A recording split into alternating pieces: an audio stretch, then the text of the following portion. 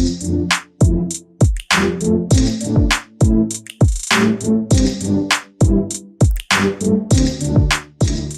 and welcome to a new edition of Soft Cover at ThePrint. And today we're launching a fascinating new book, which I personally enjoyed reading a lot because I think it's one which is extremely significant and relevant for our times. It's called Hindu Nationalism in the Indian Diaspora, published by Penguin and authored by Professor Edward Anderson, Assistant Professor at Northumbria University at Newcastle. Professor Anderson, thank you so much for joining us at ThePrint, and congratulations for this fascinating new book. Thank you so much. First up, I want to ask you something that back in 2014, when Prime Minister Modi was just elected to power, and he went to the US, and there was this mega event which a lot of people from the Indian diaspora attended.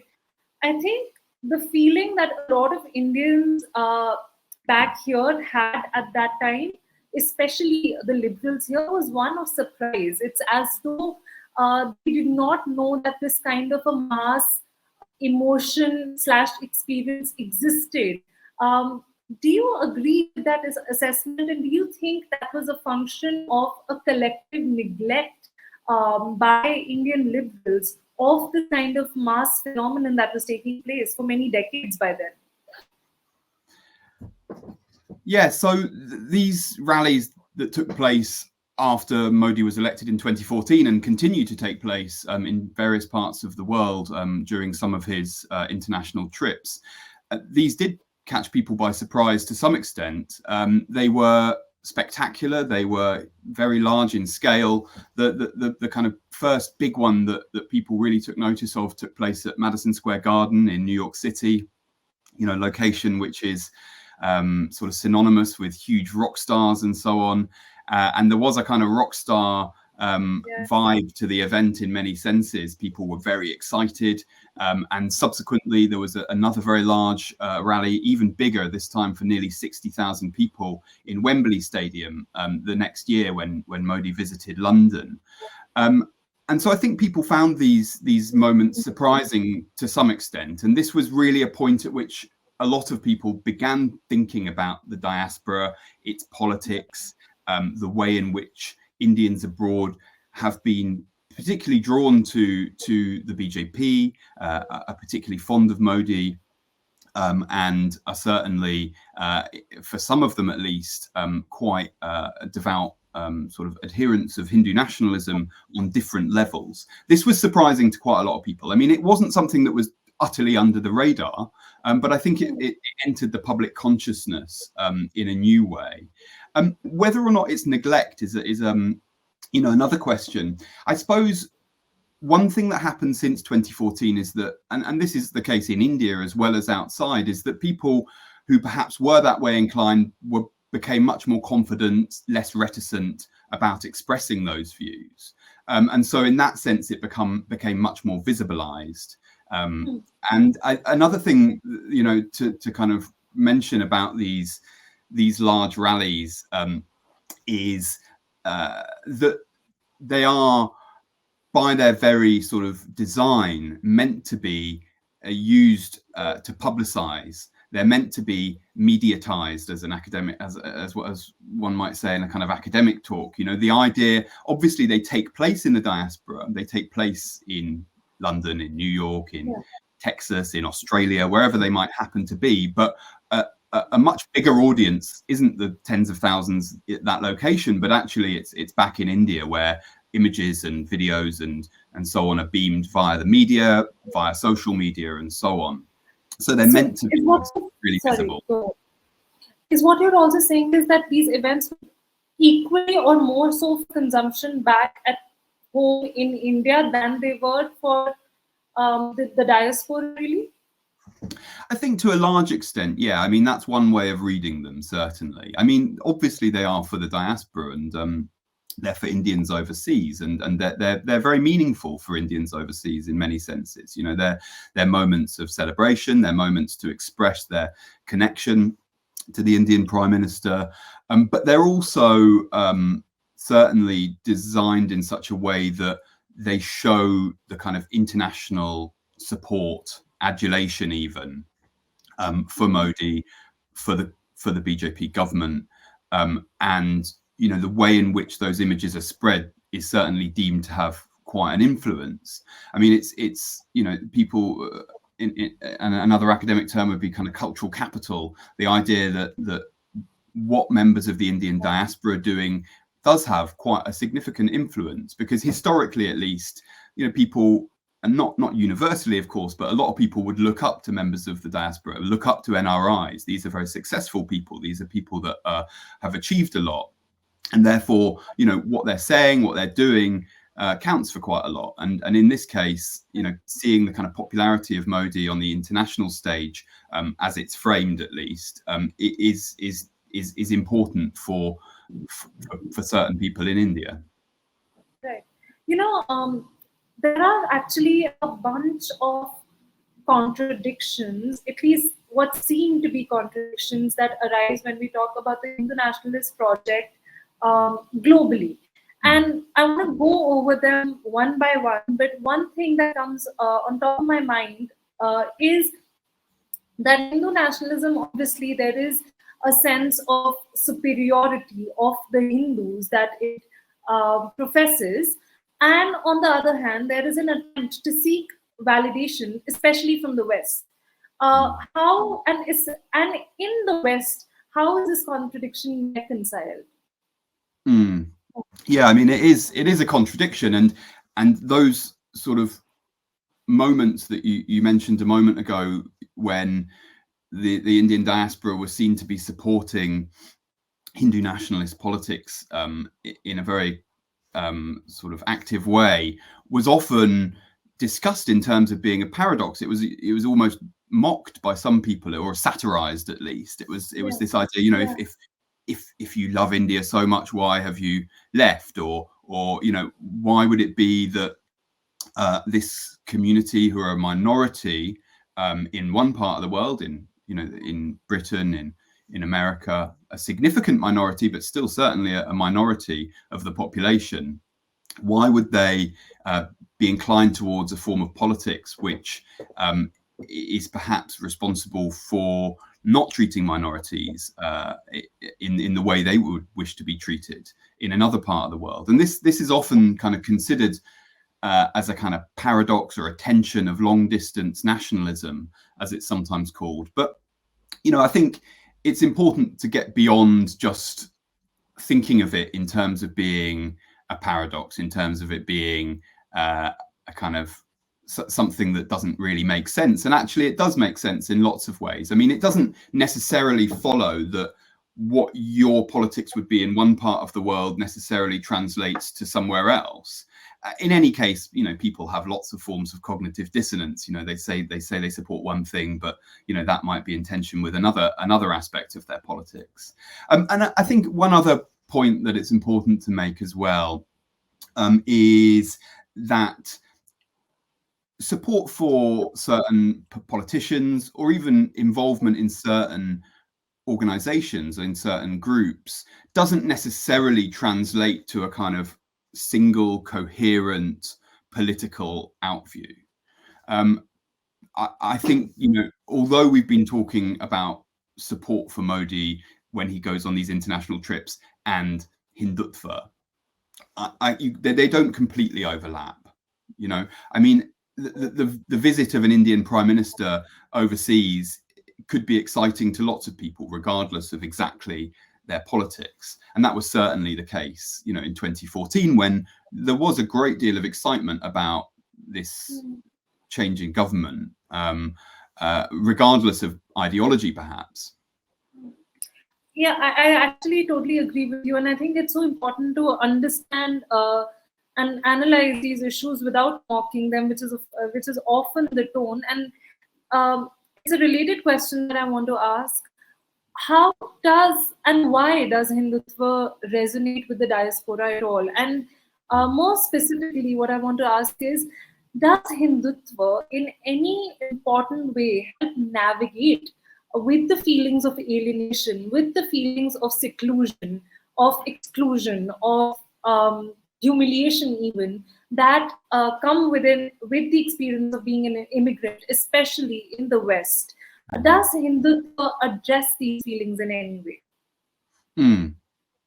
That's a really important question, and really it's kind of the question at the heart of the book. I mean, that's essentially what I try and explore over, nearly 500 pages is, why is this the case? As you say, the initial reaction might be, look how ridiculous this is. People that live thousands of miles away from India being, some of the most nationalistic Indians, or being kind of very drawn to Hindutva or whatever it might be, but rather than just sort of, making that kind of quite superficial point, I think it's much more important to think, why is that the case? What are the factors that have drawn people to that? And there are a range of reasons. I mean, you mentioned alienation, and I'll come on to that in a second. I think that is an important one.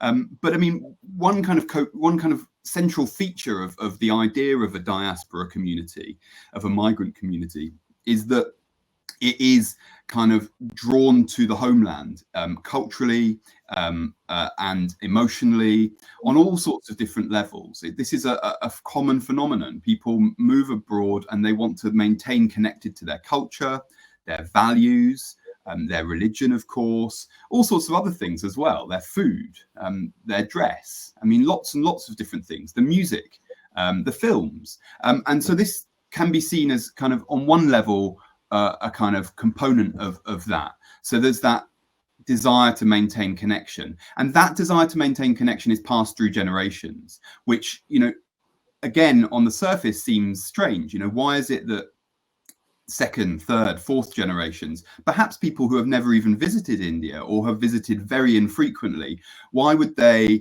again be drawn to this kind of very patriotic idea of India and very sort of involved in India? But actually it makes complete sense when you think about it as parents passing that down, those values, those cultures, and so on. And another dimension to that is that there isn't just dislocation by generation, but also further geographical dislocations. So some of the people who are most engaged with Hindutva overseas are those that are actually so-called twice migrants, people whose roots, at least say for instance in Britain, whose roots are not directly with India, but actually via East Africa. And there's a very significant number of Hindus in Britain who are of East African Asian origin, including some leading politicians in recent years, which you may be aware of. And often these communities are still very drawn, and that kind of sense of wanting to kind of maintain a sense of community is really key. And that to some degree is also in relation to this idea of alienation, this idea of maybe being dislocated, of perhaps being marginalized, and needing some way of kind of maintaining group identity and pride as well. Maintaining a sense of pride in one's community is really important for diasporas. And obviously Hindutva is very well placed to perform that role, because it is inherently something based on cultural pride, and in many instances, many would say, spilling over into chauvinism. Right. I'm glad you spoke about, people from the third, fourth generation of migrants who may have never even come to India and yet feel very patriotic towards India. I did want to ask you about the generational difference, if you found any, in how people react to being away from their country. And is there more specifically a difference in how Hindutva is expressed by different generations of migrants? I think one can't entirely generalize, firstly. The way in which one engages with one's culture or politics, or in this case Hindutva, is different for every person. So there'll be people from all generations that think about these things in slightly different ways. I think obviously, like, what was interesting, because this book is essentially a historical book, really. I mean, the story begins in the mid-20th century, in the 1940s, and the people that were first engaged with setting up groups like branches of the RSS, or as it's called overseas, the HSS or BSS, or the VHP. You know, people that were involved in establishing these groups had often a direct connection. You know, so they were actually people that might have attended charkas back in India, and so the dynamic there is clearly different when they're actually know what it's like to be part of this movement back in India. Whereas, you know, things evolved and shifted over second, third generations and so on. And so what you'll see, interestingly, is that groups like the RSS operate in ways that are very familiar on some levels. So certain aspects of the meetings and the kind of ideas that take place in these meetings, the activities that take place in these meetings are very directly comparable, but they have evolved and changed over time, particularly to kind of suit the requirements of later generations. And so they often provide this more kind of pedagogical function for later generations, this educational function for people that haven't been born and raised in India. So that's one quite clear difference. So it's definitely kind of modernized and shifted and evolved in different ways. But we also see, in terms of Hindu nationalism overseas, some people that are engaged in it, some people that espouse it, are perhaps people that, you know, we would call NRIs, much more recent migrants, people that might have only moved over fairly recently, still be citizens of India, maybe are working on a relatively short-term basis, or you know, might have a plan to return to India at some point in the near future, and they might have even experienced, you know, they might have lived in India during, you know, since Modi's election in 2014, an India which is obviously very different to the India that the people that left in the 1960s experienced. And so I think the kind of way in which they engage with that politics has been quite different. And certain people have suggested that the kind of some of the more kind of virulent communalism that has taken place recently might be partly connected to these people that have moved more recently, although, you know, the evidence for that isn't necessarily clear, but certainly people engage across generations in different ways, that's certain. Why did the proponents of Hindutva in the first place feel the need to establish networks of Hindutva abroad? What did they think they could achieve by doing so, by these international global networks that could not be achieved within the boundaries of the Indian nation state? I know in the book you sort of talk about how a lot of them said that this happened organically, that when an RSS pracharak would go and settle in the West, he would organically want to do this. But do you think there were also strategic reasons behind wanting to expand this network globally? Yes. So, you know, we've already spoken a little bit about the kind of factors which draw people to Hindu nationalism or Hindutva, or specifically the Sangh, for members of the diaspora. So it's a desire to kind of maintain connection, to socialize with like-minded people, and so on. This question, I suppose, you're asking really from the other side. So why would Hindu nationalists in India be eager to kind of? I mean, why would the idea of having an HSS be important for the RSS back in India? Okay, so it's an important question, and I mean, I think that the first thing to say is that yes, there have been obviously an organic growth to some extent. You know, it relies on kind of proactive diaspora-based organizers to initiate these groups, to run these groups, to form the attendees of these groups. But there has been also a level of coordination, which is sometimes underplayed quite a lot by the movement for various kind of pragmatic reasons. Why is it important? Well, I mean, I guess on one level it's ideological. You need to think about what Hindutva is about, and it's about creating a kind of unified, almost monolithic Hindu community, and that may be global in nature. It might be a global samaj, and so I guess there's a desire there to kind of incorporate people from all over the world, wherever they happen to be, if they're part of that kind of global Hindu community. But I think there's also other reasons which are kind of more strategic, and they've definitely taken place more recently. There's a kind of an understanding, as I mentioned earlier, that the diaspora are influential in different ways, and so it's useful to kind of have members of the diaspora that are drawn to this sort of ideology, this sort of politics. For a number of different reasons. So I think that's another dimension to why there's been a kind of an effort to reach out to those overseas. It's mentioned in a pamphlet that I that I read that was published, I think, in the 1980s, a desire that Hindus that go abroad are not, quote, lost. This idea that they lose touch with their culture, with their values, with their politics as well. So there's been a real kind of effort on that front, and there are certain kind of coordinating sort of groups and structures which facilitate that. There's a term in your book that you use, which is the vernacularization of Hindutva that takes place when it is exported abroad, so to speak. What is this vernacularization, and how is Hindutva back in India different from how it's manifested, say, in the West?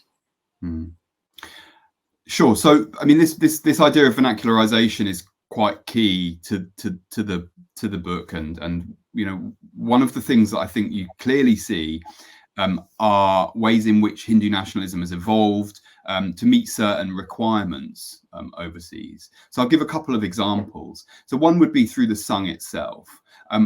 Again, in certain ways, it looks very similar. Some of the titles of the office holders are the same. There's the similar flag ceremony at the beginning of a shaka, for example. A lot of it looks very similar, and the fact that it is similar is important because that provides a connection to the homeland. But they've also evolved in certain ways because certain features of these groups need to kind of cater to a different sort of audience, as it were. And one is educational. So a lot of these groups will be engaged with helping particularly young Hindus overseas, understand Hindu culture, mythology, and so on, in a way that wouldn't be required if you're born and raised in that kind of environment in India. The kind of what's called acculturation isn't required in India in the same way. So it's much more sort of pedagogical teaching about what things are like, what being a Hindu means, essentially.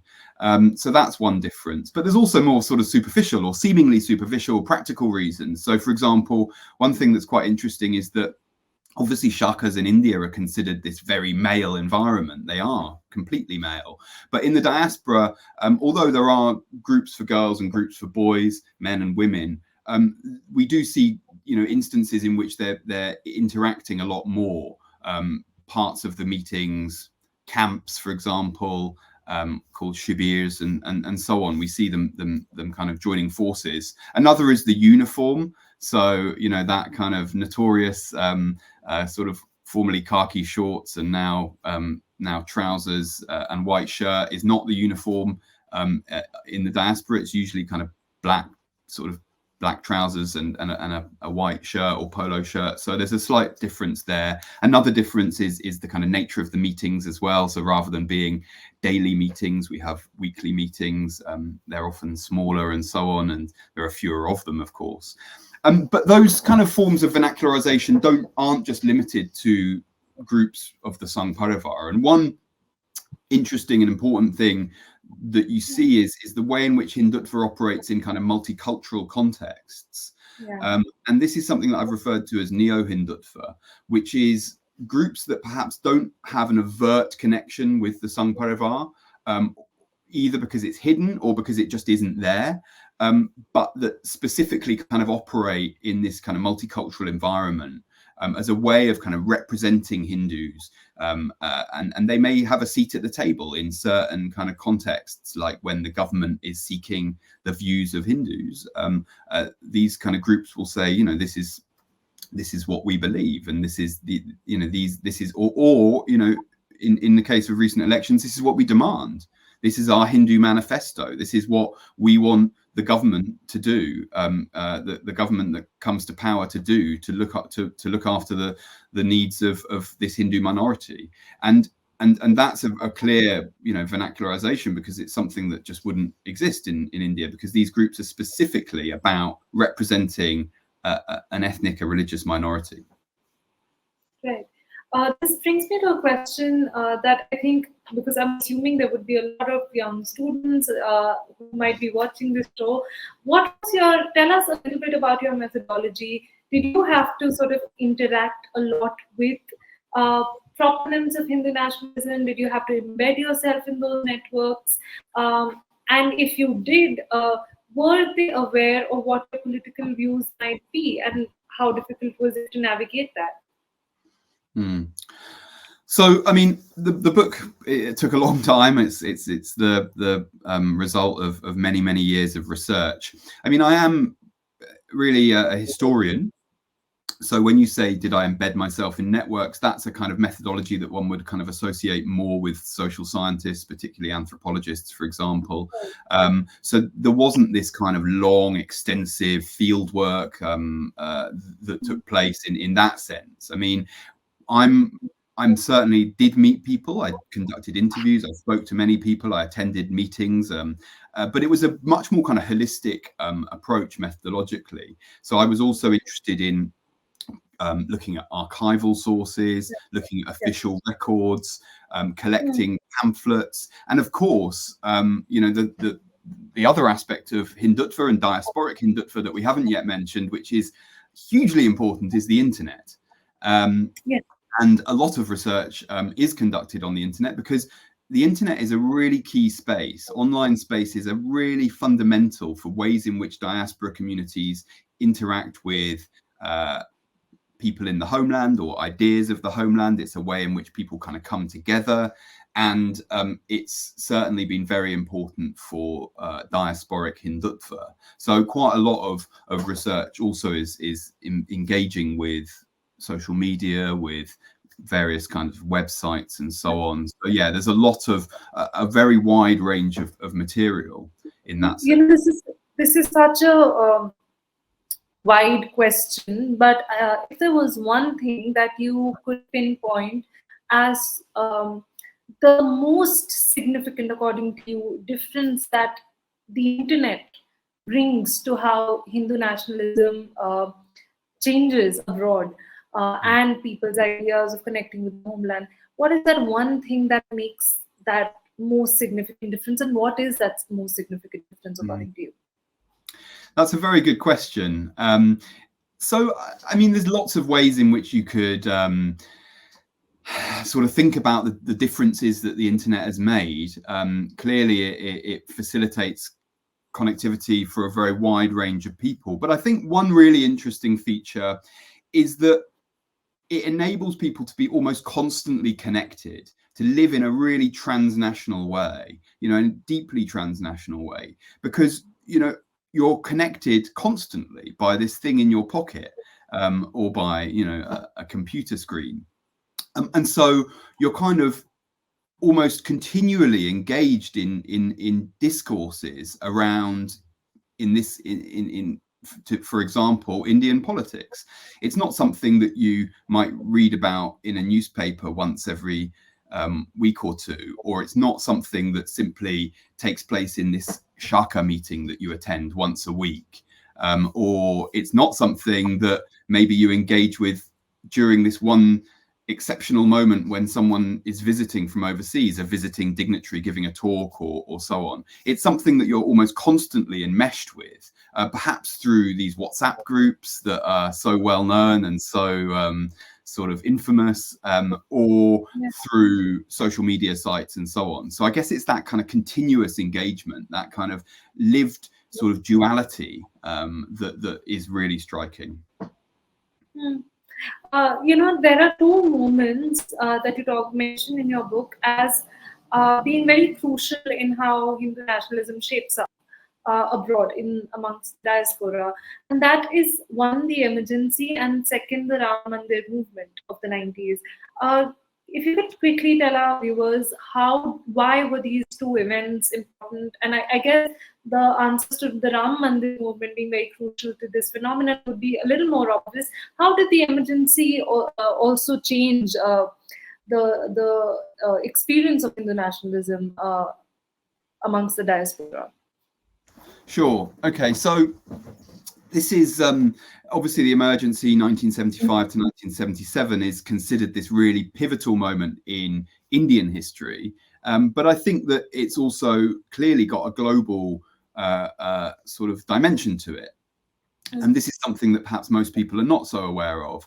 Why was that? Well, already by the 1970s, there's a significant diaspora population, not nearly as big as it is now, and certainly in places like America, it's only kind of getting going in a big way. But there is a big diaspora population spread across really the whole world.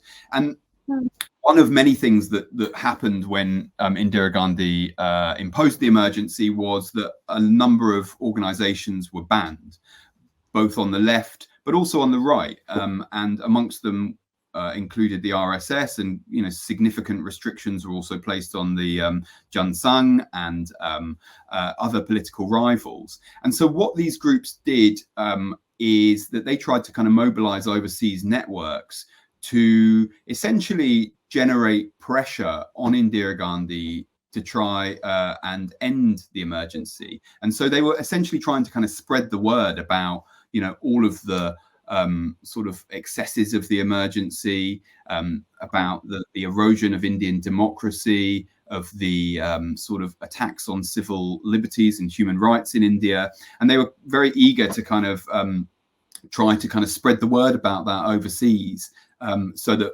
international politicians and so on would be able to then put pressure on Indira Gandhi. That's one dimension of it, at least. And so already by this point, the Hindu nationalist movement has international networks, and the RSS were setting up shakas in India, in East Africa, from the 1940s.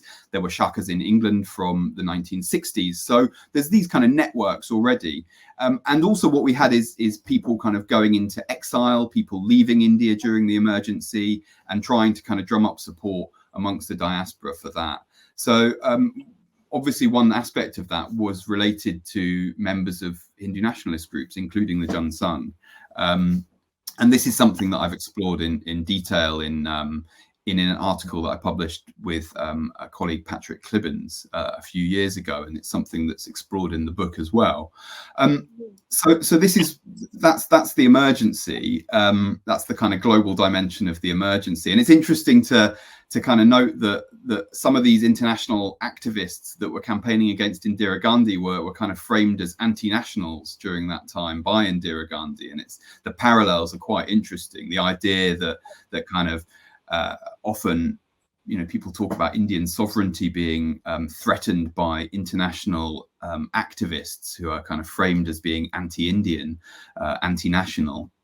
That's exactly the language that was used against people that were campaigning against the emergency in the 1970s. The Ayodhya temple movement was obviously, took place, well, it was, it's something that's happened over many years, but I suppose it reached a crescendo towards the end of the 20th century. It's obviously very different in various ways, but it was a moment at which the diaspora were kind of engaged with. It was a level on which they were able to sort of relate to India emotionally, culturally, obviously religiously as well, and politically too. So the way in which that was a kind of global movement was that you had, various kind of pujas taking place overseas, even the kind of collection and consecration of these bricks, these Ram Shilas, that took place all over India, but it actually took place internationally as well. And people would send these bricks potentially with donations as well, to help construct this Ram temple. And that was taking place before 1992, before the demolition of the Babri Masjid. And this is, this has been for a long time a really important kind of emotional connection. And actually recently, when the temple itself was finally constructed or reconstructed, as some would put it, this was a moment of great celebration for many in the diaspora. So much so that even some Hindus in America paid for a big billboard to project images of the Ayodhya Mandir on the outside in Times Square. Yeah. And in fact, there were massive bike rallies that were organized in support of the Ram Mandir earlier this year in the West. Professor, I have to conclude this very fascinating conversation by asking you a sort of personal question about your experience with Hindu nationalism as a person teaching in a university, because we read so much about Hindu nationalism in Western universities. Do you think its expression in the university space has become more overt, has become in any way more difficult to manage? What is your experience as a teacher like with regard to Hindu nationalism in the classroom? That's a good question. I mean, firstly, I should say it's not really something that I have encountered a great deal. At the institutions that I've been involved with, which is currently Northumbria and then previously was Cambridge for a long time. Definitely, the fact that a lot of international students have been drawn to Hindutva has been, something that people have spoken about. Often, though, it's not in the kind of areas which, I would interact with students. It's often students that are not necessarily students that are studying the humanities or social sciences. It would probably be more likely studying, in other areas. So it's not something I've encountered in that sense. What's that, sorry? I'm saying that's so interesting, this kind of disciplinary differentiation. And yeah. Well, that's reflected in India to some extent as well, to my knowledge. Yes. So I think that what's happened is it's become a bit more organized recently. I think that Indian students overseas have been seen to represent both a potential risk in terms of their anti, Modi or anti-BJP or anti-communal sort of politics, but it's also seen to be as a potential asset. A way of spreading certain ideas or of disciplining others that are seen to be problematic. And in that regard, I think that one point really needs to be made before we end this interview, which is to emphasize that Hindutva only represents the kind of interests, or at least the people drawn to Hindutva only represent a minority or a percentage of the Indian diaspora, of Indians overseas. And as well as indifference, there are a lot of people that are very actively kind of campaigning against Hindutva, that embody more kind of progressive or liberal or even radical forms of politics that aren't encapsulated by Hindutva. And so we started, the interview by talking about these kind of mass rallies, and a lot of people at that point was sort of saying, wow, everybody in the diaspora is drawn to this form of politics. That's kind of received wisdom to some extent. When you speak to people say, oh yeah, Indians overseas think this, they think that, but we mustn't generalize, and we must notice that actually a lot of people are not of that persuasion, or are actually quite actively pursuing a different form of politics, a different and have a different vision for India and what India can and should be. No, absolutely. And I think the idea of the South Asian community is also so dominant amongst people who go and settle in the West from India, from Pakistan, from Bangladesh. And I think the fact that these kind of currents can coexist makes the immigrant experience as such so nuanced and so fascinating. But thank you so much, Professor, for joining us. And this is, as I said, been a very, very insightful conversation. Thank you so much. Thank you so much. I'm sorry, I urge all our viewers to go and pick up this book. It's published by Penguin and it's going to be hit the markets very soon. It's an academically very obviously sound book, but at the same time, it's very accessible to read. But so I do urge everyone to pick this book up. Thank you so much for joining us, Professor. Thank you. It's been lovely talking to you.